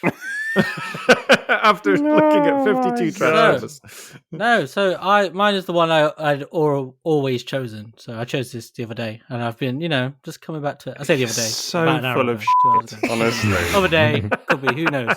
Whom even knows? For whom the bread rolls and all that. But anyway, so mine is a unique character in that there's only one toy of this character. Ooh. It is a G1 character, but it never had a toy in G1. Oh. So it's because he originated in the Marvel comics. Is it Zaron? No, it's not Zaron. Is it Impactor? Is it Death's Flame? No. Could be Flame. Well, I'll put a picture and you'll recognize him straight away. So here is a picture. It came out in the Transformers Cyberverse line. Liam, you've done this one, man. No, I haven't. I'm sure you've talked about this toy at some point. Is this Rack and Ruin? It's Rack and Ruin, yeah. Yeah, I was going to talk about it, but I decided not to. So he's never done it on any of the ones that I've been part of. I'm sure. See, no, I considered we had a whole doing conversation around this toy once. Yeah. Yeah. Well, if I did, this is a sequel to it. He's got two heads, so it's the other head talking this time. That's very all good. right. Yes, it's Cyberverse Rack and Ruin. We had. I'm going to have to track it down where it was. Maybe it was not on Hidden Gems, but we've talked about this toy before. But never mind. It's fine. It's good. So Rack and Ruin obviously originated in the Marvel comics with Operation Volcano, but you never had a G1 toy. Like a lot of those characters, like Impactor and Emirate Zara and all of those characters who have had toys in like Legacy and stuff, but he still hasn't. But he did randomly turn up in Cyberverse, which is like a love letter to G1. It's a great cartoon. It's one of my favorite Transformers cartoons. But the toys were all they're very simple. They were for kids, but this one is really different. And it's an ultra class toy, but it's got a really complex transformation for what it is. Like I was looking at it earlier and I couldn't remember how to do it. It took me ages because it turns into a very terrible looking car. Wow. Selling it there. Is that what it turned into in the comics as well? So there we go. Ooh, that's bad. Ooh, what is that? Yeah, that is bad. But the character didn't transform in the comics. So didn't, the alt mode here. Well, but what's cool about this is it's designed, I think, with his people who were a fan of the comics and the character in mind, because there's no evidence of the car in remote mode other than the wheels on his ankles. It's the only thing, because the whole windscreen that goes inside of his torso. So you just get this crazy. It looks a bit like a mistransformed cup, though.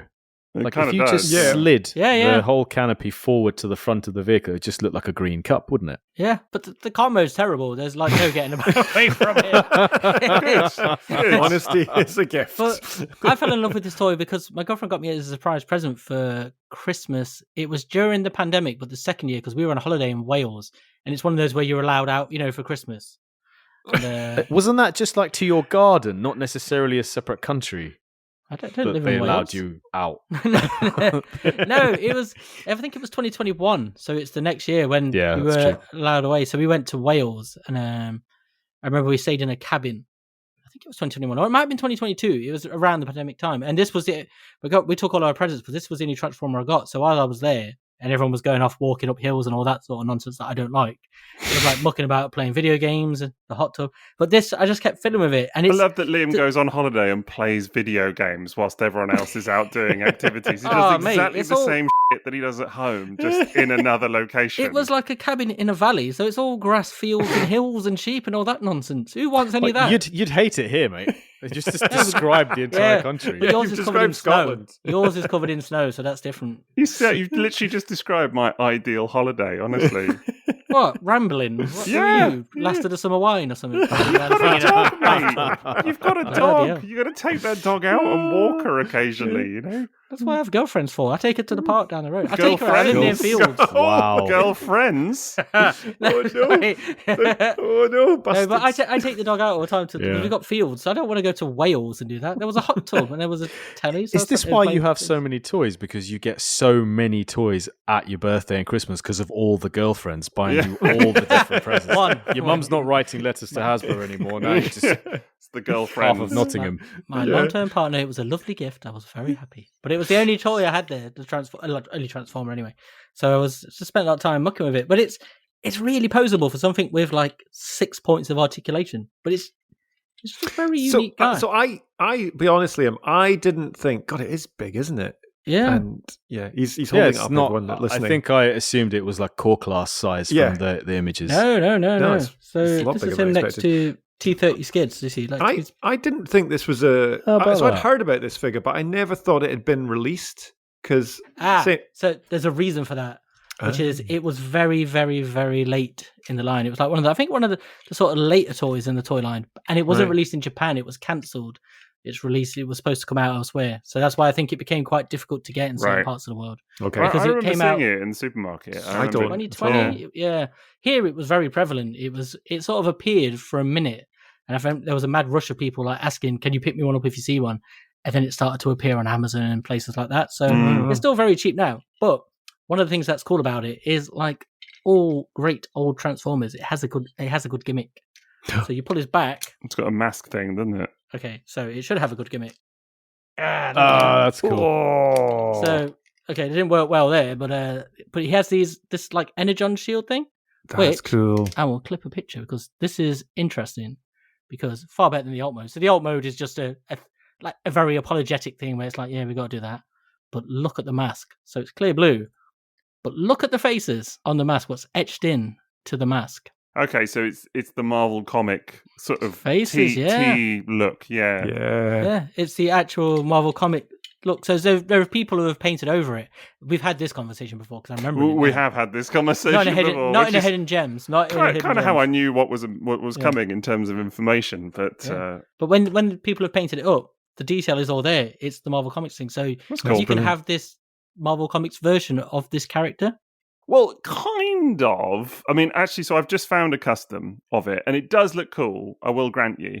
That does look rather cool. Here we go. I'll post that. Yeah. Let's see it. I want to see this. Yeah, because I love this character, and it was always a gap. I feel as well. It's like before when we didn't have Impactor until. It is a big gap. It's one that I would hope that they might do in like Age of the Primes or whatever. Okay, he's carrying a hammer and an anvil. Is that why we got those two muscly goons in More Than Meets the Eye when it was shadow play and it was hammer and anvil with the two massive goons in the flashback? Very possible. Very possible. Oh, I never thought about that. Rack and Ruin are in, I think, one of the Wreckers stories. I think there's some... No, they are in something.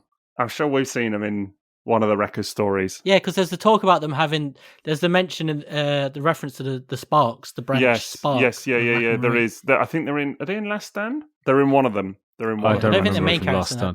No. So I'm actually surprised that people like Sixo and Jason don't buy toys like that on site, because it is the only version of the Marvel character that's ever been released. Was it not like an immediate must-buy for you just to have a representation? It wasn't available for. I looked for it, but from what I knew, correct me if I'm wrong, anyone in Scotland listening, I never saw it, and I did want it because it was that gap that I had from the UK comic. So I did see it in the supermarket, as I say, but for me, it doesn't cut the mustard in a couple of ways. So if you look at the Marvel comic character, which is here, it's actually two characters. Now, there's a big difference, which is quite obvious when you look at the comic model, which is that's two bodies and two heads and two sets of legs melded together at the shoulder, whereas the Cyberverse toy is two heads on one body with one set of legs and one set of arms, if that makes sense. So it's quite different in terms of... And look, I wouldn't need it to be like completely Slavish to the comic, but that's very from different. Yugoslavia. Very good, yeah, very good. Just imagine the shit truck they could have made with the two whole bodies. a dual shit into truck. a larder. Shit trucks. Exactly. A pair of shit trucks, yeah, right next to each other. But it's so... I think this is one where it's so weird from the Marvel comic that you kind of need it to go all the way. Do you know what I mean? Like, or at least I do. And I'm not interested in a halfway house. I think it's cool that they did it, and I think it's amazing that they did it, actually. Like, I'm going to go beyond that. It is amazing that they did. And he's a full character in the show.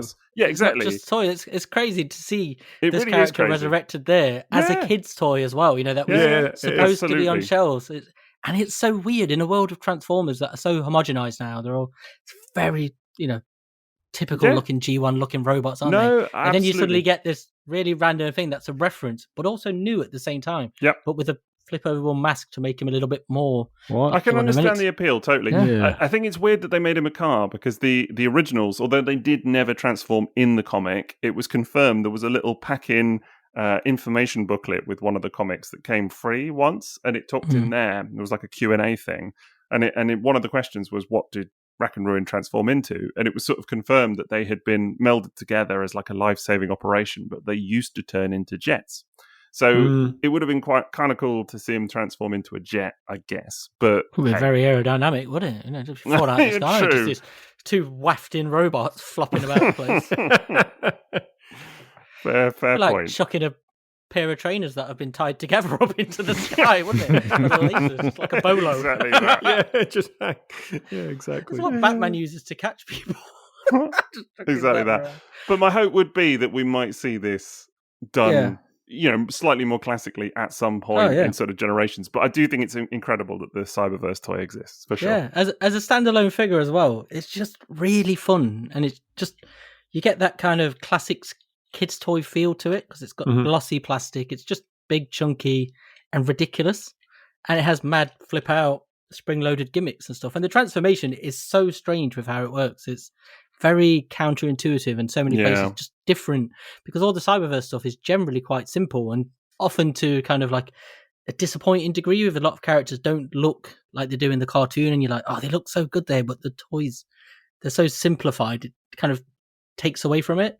And then you get this and you're like, this is just so weird and bonkers and confusing, but somehow wonderful. Yeah. Really nice toy. Yeah. I do like the fact they did it. That's the thing. Yeah. And it was, I would love the version from the comic as well, though, the 4-legged version. That's where I'm was at. surprised they didn't do it in anything like, the Transformers Red and stuff like that, where they have non-transforming figures. You're like, it's right there, dudes.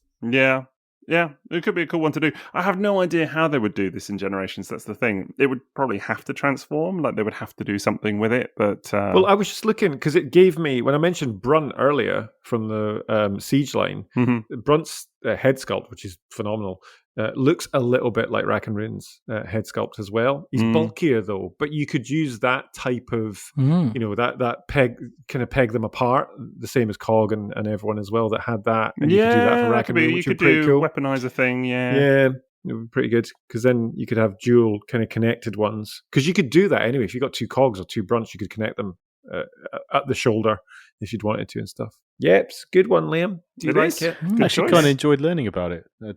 Wouldn't have remembered this toy existed at all. No. Yeah, well, like I said, I didn't think it was ever actually released. So there we go. Yeah. You can get it off eBay, Jason, for really cheap as well. So see, enabled. Oh dear. That's the second time you've done a Cyberverse toy. But honestly, it is, isn't it? All jokes aside, Liam, did you already know you were going to pick that, or did you spot it on your shelf about just before we start? No jokes. But I just want to was it in your mind already? Yes, when we spoke about hidden gems the other day, this was the first thing that popped into my mind. Okay. I had it on the table to talk about last time.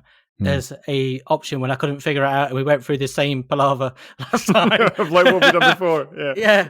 And then I regretted not talking about it. So unless we did talk about it in a previous right. at some point. And I see on the artwork that Sixo has shared, he's put Hidden Gems 7. So I have, haven't I? So I knew. Yeah. It does say Hidden Gems 7, so I did know the number after all. No, but it's 6. No, it's 6. Yeah. Oh, it's 6. So you didn't know the number. Oh, I didn't know the number. Bloody hell. Why did I put 7? I know. You went 5 this time and then 7. What am I doing? You've man. been poorly. It's all right. And he's only to redo the bloody artwork now. What's that about? We can put Rack and Ruin on it now. Yeah, Liam won't pick it next time. Exactly. Yeah. Put him in his really janky alt mode. Yeah, that'll sell it. That'll really sell it. Maybe I'll put this out as 7, and then everyone will be like, where was 6? What happened with 6? And I'll be like, don't know. I had a moment.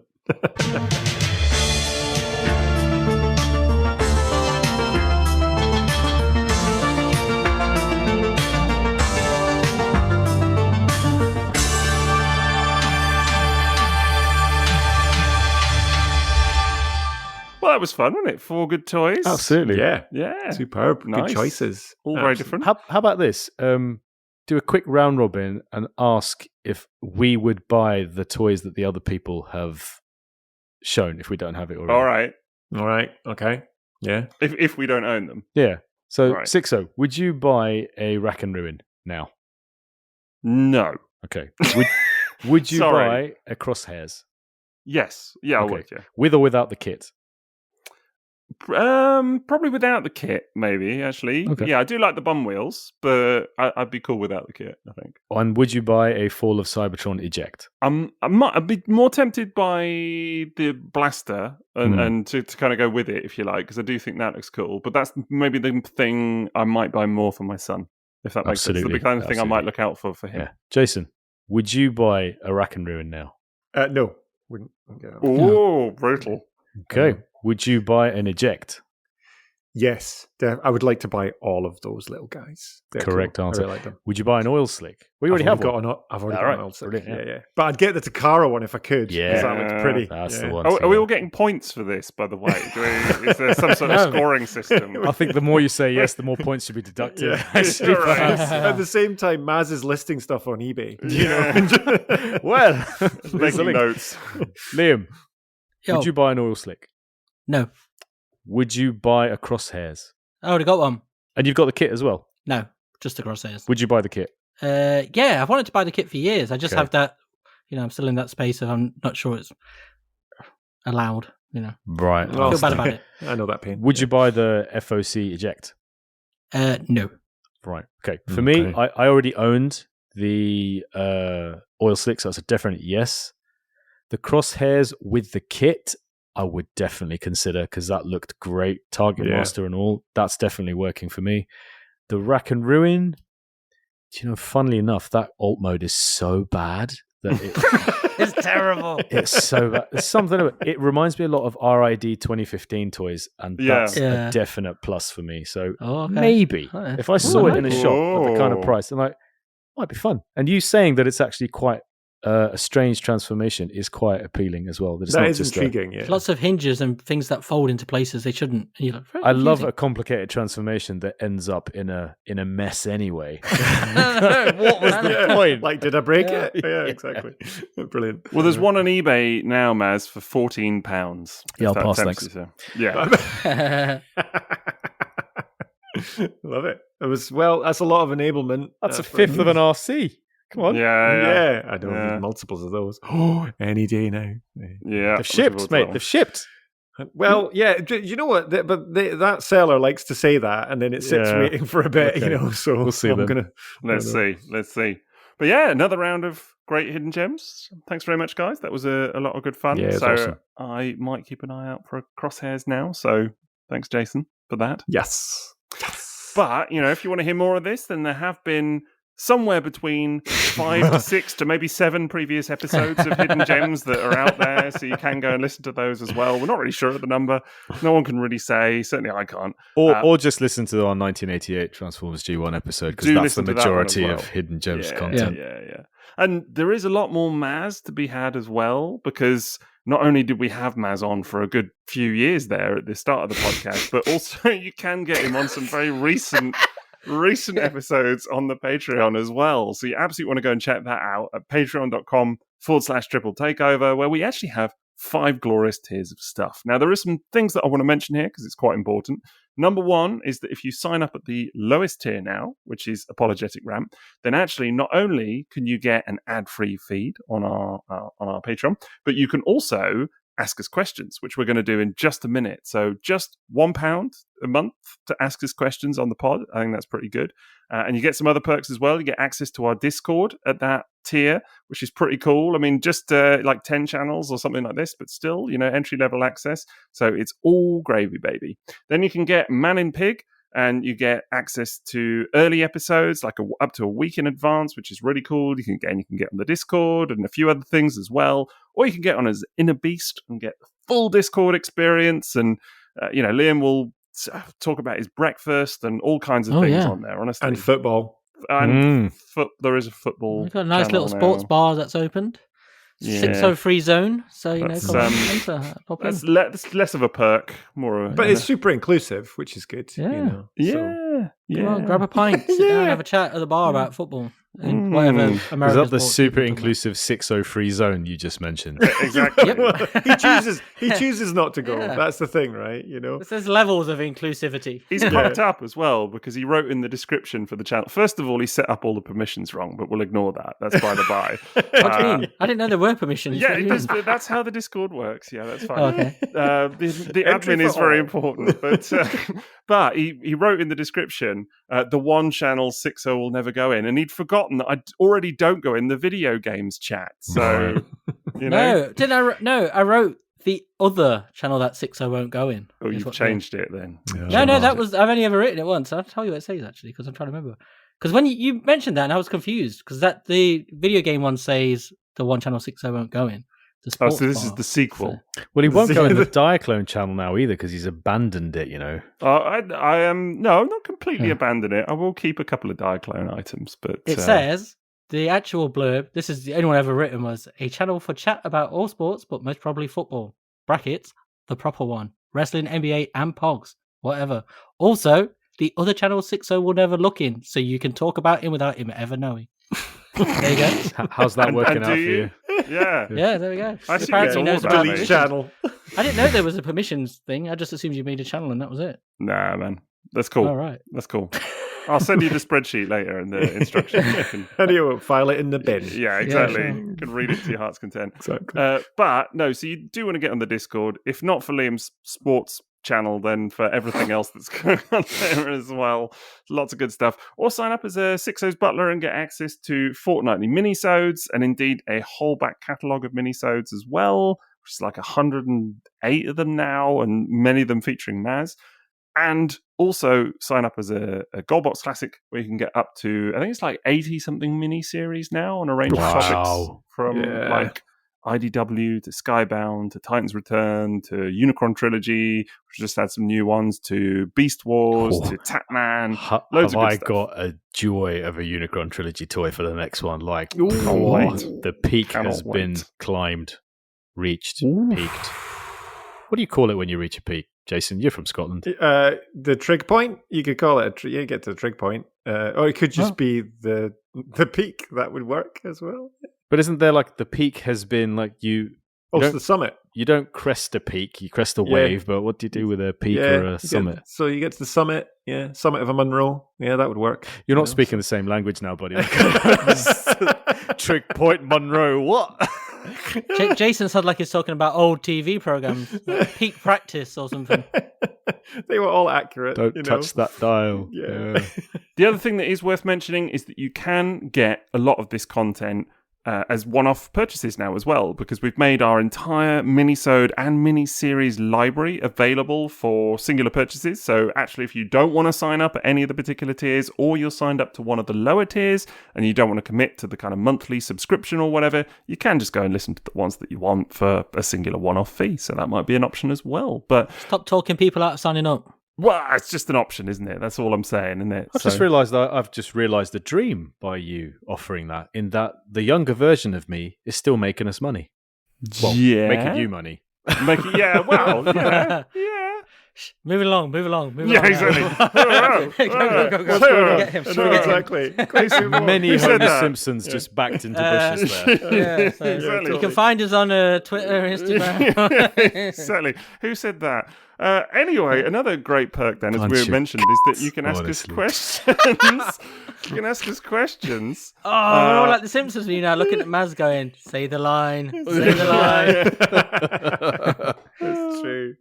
So you can ask us questions on any tier. And Jason, your mailbag, it's fair to say, mate, it's overflowing. Yes, isn't it? indeed, gents. Got 4 for you today in the mailbag. Want that little sound effect of rustling, remember? That's the most important thing. So I'm going to dive straight into this mailbag because we do have quite a bit to get through. I haven't had a chance to read these. Normally I have a little advantage that I get to read them first. So we're going to kick off, first of all, from Rob S01, our good friend Rob, who we see often at TFN as well. Does that mean he's season 1 of Rob? I do wonder that as well. Name. Rob S. What's Rob's surname? Could be something. Series 1? Yeah, Series 1. Season 1 of Rob. That's which implies that there's a series 2 of Rob. That's what I mean. Well, it depends. He might have got cancelled. That's true, actually. Yeah. Oh no, that would be awful. One and done. It's Netflix Rob. Exactly. Miniseries, yeah. Exactly. So Rob's question is, what is an alternate mode in Transformers you feel has been underrepresented? For me, it's the steam train. Trains. Well, there you go. Trains. Or trains in general. Yep. I'd love to hear your thoughts and love the pods. Yeah, so Maz, trains. Yeah, Sixo, what about you? I was going to say, it's not like they've just done flipping buses. 2 years. 2 years of high-end masterpiece trains or anything like that. Buses is a good one. So I'm gonna go submarines. So it's only in GoBots I can think of a submarine, except for the third part. It's the best minicon ever.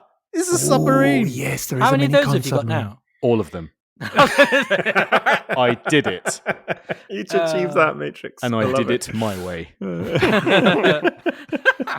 We actually did a whole mini-sode on this. And it was did a glorious. We did a whole mini-sode on underutilized vehicle modes. Yeah. It was one of the earliest mini-sodes we did. I can't remember what number it was, but like 6 or something like that. Yeah. And in Rob's defense, this is going very, very deep into the mailbag. Oh, for this okay. question. Like Okay, right at the so bottom. there is a good chance that Rob I was asked going to us say, it this probably predates that before I was mini-sode. born. It won't be that old, God. Because I remember Liam was It was talking probably a about rats and cats Zambonis. question, wasn't it? Liam was talking about Zambonis on that mini-sode and everything. yes. Do you remember? And I think, Maz, you talked about buses. Perhaps. I think you were talking about London Underground. Yeah. Oh, that's a good one. Yeah. The pattern on the seats and things like this, as I recall. Wow, wow. yes. Wow. Absolutely. That sounds familiar. Sounds like me. Buses is a good one. Buses is a good one. Yeah, that is I'm a sticking good with submarines, even though we got minicon. Liam, have you got any as well? I was going to say Zamboni, but apparently it's already done that. Literally. Okay, sticking on theme, solidarity with Maz. Trams. Good Oh, choice. tram's a good one. Yeah. Have we that's ever had a good tram one. transformer? I don't think there has been one. I'm going to say Subaru Imprezas. Okay. Yeah. There should be more of them. Very specific, but Yeah. You Well, have so become that guy. He has. It's amazing. You may have what gone did you around the say? houses, but you ended up there eventually. Yeah, Yeah. exactly. That's there right. we go. That's goody. All right, good stuff. Next question is from Elliot Wright. It's directed at one of us, actually. In Liam's opinion, Oh, what? which is more of a letdown? Revenge of the I Fallen knew. or- I knew. the God Jinrai Power Master Prime NPM 09? Oh my god. This how is okay, that's You mean tough. the MPG one? MPG. Yeah. MPG. Okay. Yeah, sorry, MPG. Yeah. Okay. So in MPG's defense, it's Not Revenge got of the that Fallen. horny parents and dog nonsense. Yeah. Yeah. Easily Revenge of the Fallen. It's the worst film I've ever Correct seen. answer. Jeez, yeah. Worst film I've ever seen. And I've seen every Steven Seagal film up to about 5 or 10 years ago. So, Do any of those have dogs shagging in them? no, they just have a lot of him just flashing his hands around the place, you know. That's all he does. Yeah. Yeah. It's his skills, basically. All right. We like that. You correct answer, because you can't slag off my good friend Jim Ray. He's my favorite, you know. So we love him. Jim Ray. Next up from Emperor Galvatron. I'm getting close to finishing a subline 1990 US Action Masters. Just Bumblebee and Gut Nice. Cruncher to go. Good job, Emperor Galvatron. My question is, when you get close to achieving a goal like that, how do you personally, A, resist the temptation to overspend to just finish it already, and B, celebrate the accomplishment? That implies that we do resist the temptation to I overspend. You know? thought he was going to say, "What do you do?" And my answer was going to be splurge. End it as soon as possible, Thank God it's done. Yeah. and then take all the photos. Is what I would do. So yeah. I'd just get drunk. That would push me over the edge to actually buying it. That's how you buy it in the middle. I'd of the hand night. it over to drunk Liam. He says, "Let it be his Yeah. problem." Yeah. Yeah. That resists to the temptation to overspend to finish. That definitely hits me. It's hit me more recently in the past few years, where I've kind of just had those little gaps, and I did spend a lot on stuff at that point as well. But there's kind of a limit to that, because there's always something else. I Can think you call Leo Kaiser a little gap? well, And didn't you just buy two, like in the same day? Or Jason something? is the only person I know that bought a vintage Leo Kaiser and the HasLab Leo I Kaiser did. in 1 month. I in did, the didn't I? same Astounding month. resistance, Jason. that was a whole moment. It even jumped species to a different time. I know that was certainly a moment. I've been looking at that, and I don't know how. Yeah. Anyway, that's a whole separate conversation about how you display all this stuff as well. I would agree as well. So for me, celebrating the accomplishment, photos, and then putting it in my photos. most famous of databases as well, like logging it all. That's one thing that's happening at the moment, moving all my stuff over. I just found all my original manuals and all the G1 manuals and all nice. the post Lovely. books and sticker sheets and all this stuff. And all that stuff I love to bits as well, and seeing the old art. So, yeah. I know this is going to sound really obvious and silly as well, but there's for me a real sense of occasion just putting the stuff together on the Yeah. shelf. You know, like That's just nice. literally Mm. lining it up. displaying it. And, you know, like we were talking recently about the Headmaster Warriors and stuff like this, and I remember getting the final one of those and just literally being like, what? You know, Yeah, I mean, just totally. absolutely loving that they were all together at last. And I do recognise the thing around the overpaying for the final piece of it or whatever. I think that is real. But I think, I don't know, to me, we've talked about this before, but one of the things that's always struck me about vintage collecting especially is finding stuff not only in the right condition, but for the right price. And I think that's part of the hunt in many ways. And actually to sort of just suddenly splurge or overpay is sort of, I don't know, doing a bit of a disservice to that. So but that is a diminishing target now. That is true, very true. That is a rapidly, it's a vanishing point now. Yeah. And also you can sort of mitigate that by just overspending from the start. Yeah, so you just overspend on all of them, and then it's fine. The last one is just very much consistent with the others. Yeah. I love the theory. That's good. Do you know, I did actually just remember as well that the mini Autobots, when I was Bumble Jumper, that I was missing, and I did spend a chunky amount of money to get him at the end as well.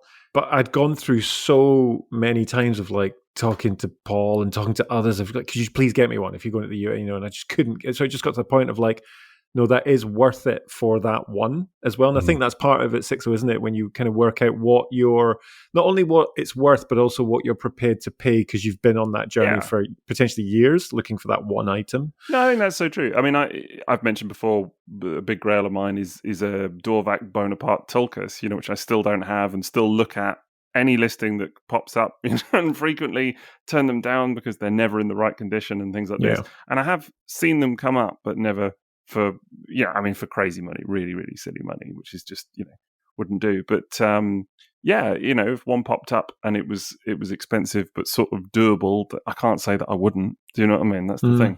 So, I'm going to sound weird. I've never ever done it. I've never ever splurged on getting the last thing like that. Never. Not even Swoop? No, but that was just, I've splurged on things like that, but but that was cheap. That's what I mean. It's like my brain can't do that. Like, I don't collect like that. So even if it's like the last member of a team and it's expensive, my brain will still be in, I can only get it if in my head I can justify it. Okay. I thought that you had paid like the going rate for Swoop because Swoop is just expensive. And I thought that. Yeah, but that was only 60 quid. That's great. Bloody with all the stuff. That was great. That was amazing. What year was that? Yeah. God, what? About 7 or 8 years ago? No, incredible. Really? That's pretty good value. From Graham. Wow. That's amazing. But that's what I mean. Buying things that are special, like Star Saber with the box and stuff. It's a lot of money, but it felt like a reasonable price. It didn't feel like overpaying. But even when I get to that point of like one team member away, I still end up waiting till I can find it at a price, whatever that price. It's not like a set price. It's just when looking at it and go, that feels like a reasonable thing. If it's expensive, I'm like, nah. I think that's absolutely right for me as well. I procrastinate too much on anything anyway. So whatever's reasonable to you at that time. Do you know what I mean? I think there probably is a little bit of an element of like, if it's the final one and it's it's something that you've been looking for years, and it just suddenly pops up in the condition that you want it, then I could imagine being in that scenario for sure. Well, that's the nature of the final one, isn't it? The reason it's the final one is because it's the hardest one to find. So. Yeah, very often. By definition, it's the one that ends up costing the most. Whether it's Swoop or whether it's Shuffler or whether it's like that bastard third golden juiced ball. It's always going to be the last one because you would have bought it if you'd seen it up until now. Right? That's so true. That's a very good point. Yeah. But you didn't splurge on that, did you? You didn't like go, I'm just going to throw money at it. Dude, astonishingly, you're not going to believe this, but I actually came out in profit by the time I'd ended up with the 3 balls. I know. I had a couple of spare ones, and I had like sold the ones spare that balls.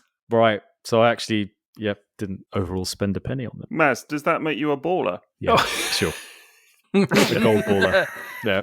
A gold baller. Exactly. Gold baller. Yeah, exactly. You'd be welcome in Liam's sports channel, with all the balls. But he likes sports. But we've been having this conversation with the Victory Leo, haven't we, Maz? Like where it's like, I haven't got a Victory Leo. And that would complete the set. But it would have been so easy to just spend more than you were comfortable with to get a nice one. That's what I mean. There's that kind of thing in your head. It's like, I could just get it now, and I can afford it, and I could do it. But then it's like in my head, I'm still like, I'm not even going to get it cheaper. But at the same time, it's like, I don't want it that much to just splurge to get it to complete something, So I'd rather just get it when I really, really wanted it. Yeah, and there's a good chance that someone will just give you it as well. So that will happen.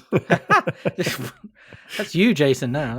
It's a good question, though. Love that. Thank you, Emperor Galvatron. Next we have, and final, gents, Spencer Henky. I may have discussed this over Patreon at some point, but curious whether you all read Brian Ruckley's Run and What You Thought. Would love to get him on the pod. For all the faults of the series, it has so many ideas I've never seen before. I am going to hold up my hands at this point and say I do not know this. Same. Actually. I've not heard of it. So I've not heard of this, Spencer. I have. I've read it all. It's the second iteration of IDW when they rebooted it after James and co had finished. And they rebooted it into... Yeah, IDW 2, it's... I was going to say, it's the 2019 IDW, isn't it? Yes. So Brian Ruckley took over, and that's where... It was quite slow and boring at the start, but it reads better together. You know, like a lot of books where if you read it together, it's actually all right. If you read it in trade form, I suppose. But at the time, it was just like, why have we moved from that to this? Parts of it are really good, and it gets better as it goes. I haven't read it, I must admit. I mean, I'm obviously still catching up with, the kind of classic IDW era. Yeah, so the totally. OG IDW stuff. So no, this has not been on my radar. There's a very notable shift where all of the characters are designed to look like toys that are on shelves. Right. So really? All right. Yeah, it's a very different story, and it's set like in the past on Cybertron as well. So it's not. It's in the beginnings of the war when the war's about to start, rather than later on stuff. Like every version of Transformers is always set after the war has begun, isn't it? Yeah, in of course. Case, it's not, but it's quite ponderous and interesting. So I genuinely had no idea. I skim read the question earlier, but I was like, "Oh, don't know what that is." But yeah, hold my hands up. It's kind of cool in the fact, and this is quite common with me, that there's a lot of stuff that I just don't know about within the Transformers world in itself. So, like which ones are Autobots and Decepticons? Yeah, who's the good ones? Who's the bad ones? The correct terms for many Autobots, all that kind of stuff. I haven't mentioned it to you, so we've never pointed it out. I think we've just let a lot no, of that never slide. Exactly, it's true. Seacons, etc., etc. We all know those. Thank you, Spencer. That was an excellent question, and that's us 4 out of the mailbag for there today, gentlemen. We'll keep them coming, folks, on the Discord and whatever else, the old patrons. We do appreciate it. And you can sign up and submit a question for Jason to ask us as well via yes, please. patreon.com/Triple Takeover. And you can also keep in touch with us via all the socials, isn't it, Liam? We're all over the old socials. The old Twitter, Blue Sky, Instagram, Facebook, that TikTok thing, allegedly. Apparently. Well, we'll maybe park that idea. Actually, I hear that TikTok, TikTok's no good now, is it? We don't. I think that's kind of just sailed now. It's gone a bit fascist. Is that right? It's gone a bit. Is that? Who knows? I saw something about it. I don't know. To our US listeners, you're going to get a very different feed to the rest of the world. Let's put it that way. Oh, what is it like? TikTok Mussolini edition or something? What's going? I just saw something about it. It was basically like propping up, or it was being used to prop up the sort of whole right-wing agenda kind of thing. So I don't know. Yeah, it's there's been a deal made, so you've got a different version in the US. Let's put it that way. Oh, wow. So we're part of the TikTok. yeah, exactly. It's like there's other channels you can get us on. Yeah, exactly. We're out there. We're in the ether.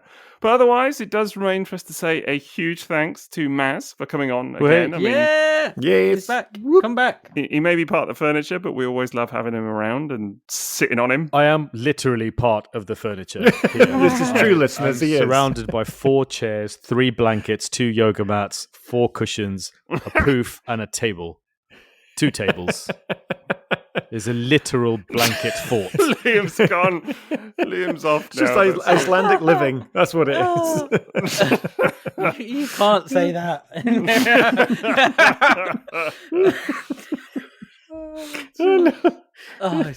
We all know exactly what it was that Liam was laughing at. You got me. You got me. But it looks like you're in a haunting. All your stuff is piled up. Is there anybody there?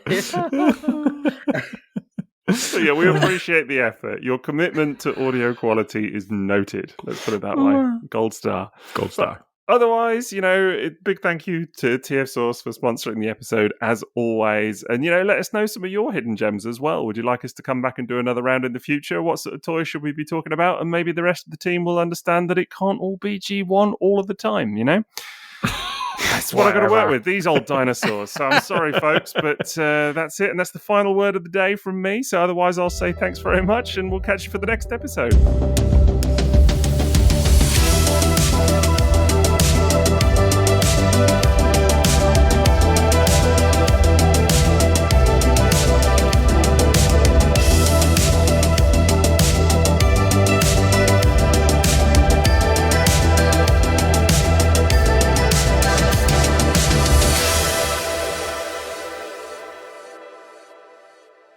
Interestingly, Sixo's toy was the oldest on the list, I would say. Yeah, it was. That's so true. That's a good point. Yeah, busted. Touche. The vintage wanker. Touche. I am a vintage wanker. I'll concede that. Brilliant.